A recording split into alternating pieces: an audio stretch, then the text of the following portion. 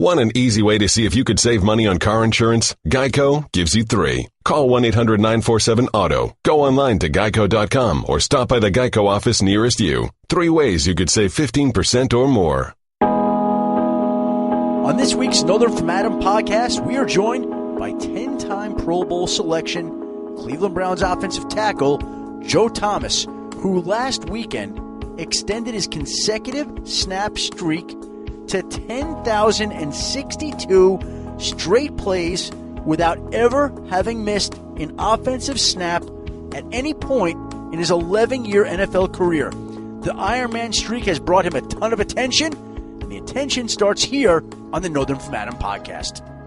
What has been the most surprising part of you continuing your streak and the attention it has received, because so many people have weighed in on it?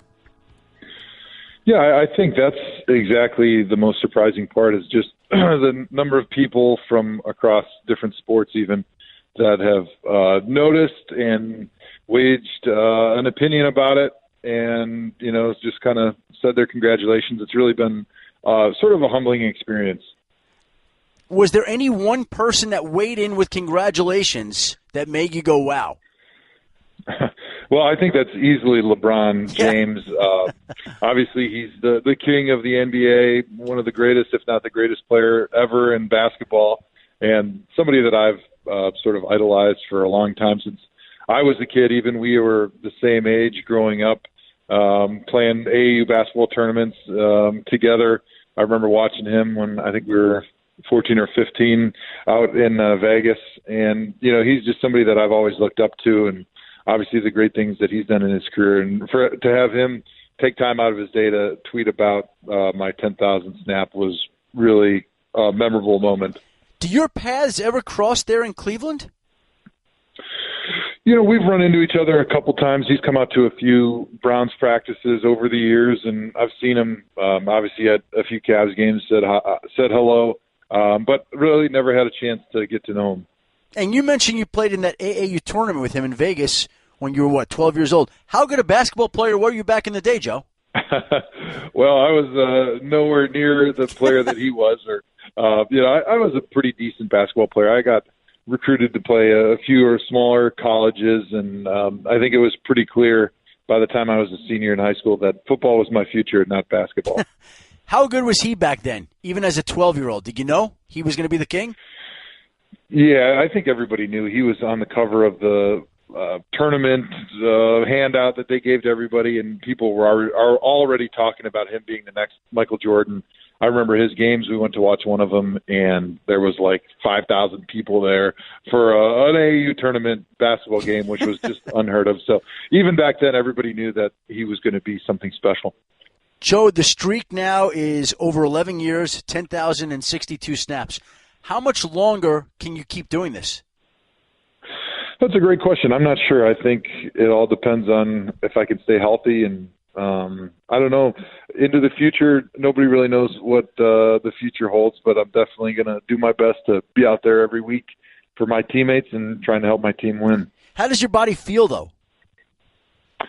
Well, I feel like I've played 11 years in the NFL. I mean, there's no way around it when you get up there into the double digits in the NFL, especially as a lineman. There's the bumps and bruises that you have to deal with that have accumulated over a lot of years and a lot of plays and a lot of practices. So it's just a constant battle at this age and this stage of my career to stay on the field and to stay healthy and to try to feel as well as I can come Sunday. Well, we've got in your career, an LCL tear, 3 MCL strains, 2 high ankle sprains. Am I missing anything else that might have prevented you from continuing that streak? Well, there's been plenty of stuff over the years that have definitely been close to keeping me out of games. I mean, just from tricep injuries and elbow injuries and ankle injuries and knee problems. You name it, I've pretty much dealt with it. But luckily, for the most part, all of them have been of the grade that you could still continue to play on it, even though maybe you weren't as effective as you wish you could be. I know you've talked about it in the past, the closest the streak has come to ending, and I think you've alluded to October 12th, 2014. What do you remember about that particular incident that nearly ended your streak? Well, what I remember the most about it is just kind of the shock on my face and my line mates' faces when they saw somebody coming in to sub me out of the game. And because I think at that point, all of us were, generally aware that I had not missed a snap in my career at that point. And to give that streak up just to get me out of a game that we were handily ahead of would have been a bad way to end the streak. Who'd they send in for you at that point? Vincent Painter? Yeah, Vincent Painter. He was my backup that week, and certainly he wasn't expecting to play at all, but it was one of those rare games where we were blowing the Steelers out at home, and I think the head coach, Mike Pettin, at the time was interested in getting his better players off the field if possible to just get them rested up for the next week, and I don't think any thought even really went into it when they sent Vincent in for me. I would make the argument that your streak is every bit as impressive as Cal Ripken's. How much attention did you pay to Ripken's streak when he set his, and have you ever had any interaction with him? I never have had any interaction with Cal. I do remember when he broke the streak, or broke the record with his consecutive starts, and I remember what he said was something along the lines of, I'm tired, or something like that, when he finally just decided to kind of take a day off. And you could tell that the build-up to breaking the record played a big part in anxiety and his anxiousness. And, I felt some of the same things, just kind of as more people started talking about it and sort of talking about it as if it was a foregone conclusion. I felt sort of the stress and the anxiousness build inside of me. And so in many of the same ways as I'm sure he was glad that he was gone and past that milestone, I feel the same way. Has the streak become a burden at all, Joe? I wouldn't say it's become a burden, but certainly being asked about it as much as I had leading up to it, it became something that I was happy to not talk about. Yep. And so I think now that we've moved past it, I'm happy that it is sort of a footnote now, and it is not the focus of our preparation in any week. We'll be back with more from Browns left tackle Joe Thomas on the Northern from Adam podcast after this. Football season has begun, but it's not too late to get closer to the game you love with DraftKings 1 Week Fantasy Football. This Sunday, DraftKings is hosting a $100,000 Pick'em contest that's totally free to enter. Pick'em's the newest way to play 1 Week Fantasy Football. Drafting your team is faster than ever.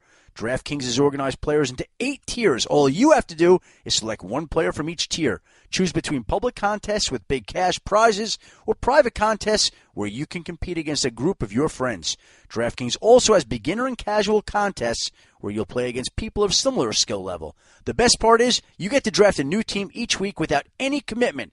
So get to DraftKings.com now and use promo code Schefter, S-C-H-E-F-T-E-R, Schefter, to play in DraftKings free contest with $100,000 in total prizes this Sunday. That's promo code Schefter to compete for your share of $100,000 in total prizes. The contest is totally free to enter. Why wouldn't you try? DraftKings, the game inside the game. Eligibility restrictions apply. See DraftKings.com for details. What if I told you all it took was a pair to win it all? Phil Ivey, the most famous gambler in the world, was accused of cheating casinos of multiple millions of dollars. Ivy and a female accomplice. My name is Chang Yin Sam. Everybody call me just Kelly. Kelly's son is probably the most dangerous match player in the world right now. The all-new 30 for 30 podcast. Subscribe now on the ESPN app or Apple Podcasts. 30 for 30 podcast is presented by Mini. We're finding the best sports stories for you right now. And to do that, we're behind the wheel of the new Mini Countryman, the biggest Mini yet. Please proceed to the highlighted route. To find great sports stories, you have to get out into the world and follow your instincts. That's where the new Mini Countryman's all-wheel drive comes in handy. With all four, we can chase down a story in the city, the country, and most places in between. No matter what story you're chasing, the new Mini Countryman will help you find it. It's available now, and so are 30 for 30 podcasts. So let's move on from the streak then. And you play the Indianapolis Colts this week. And for the first time in 2 years, the Cleveland Browns are favorites. Is there a sense of overconfidence in the building, Joe? Yes, of course. No, I don't think we, as a team, really look at the betting line too much, but certainly that's going to be one of the storylines this week we'll be asked about. And I think that just proves that we're headed in the right direction and we're making progress. And I think people are recognizing that this team's a lot better than the team that we were last year.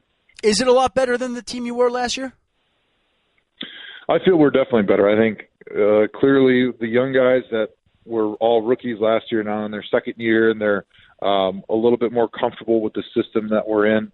And I think we're just better overall. We've got better players, and people are more comfortable with the system. I think our defense is playing better than they were last year, and I see no reason why we can't go on a little bit of a winning streak. Oh, I like it. That'd be kind of fun to see. I agree. Joe, what was the best Browns team that you have played on to date in your 11 years?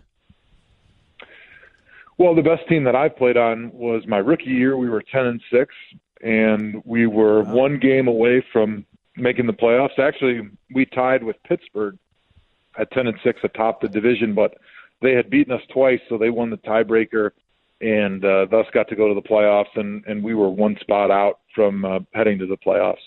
So you've never gone to the playoffs? This is accurate. What would it mean for you to get to go to the playoffs? Forget about the Super Bowl. I mean, let's just start with the playoffs. What would it mean for you to do that? Well, I think it would mean everything.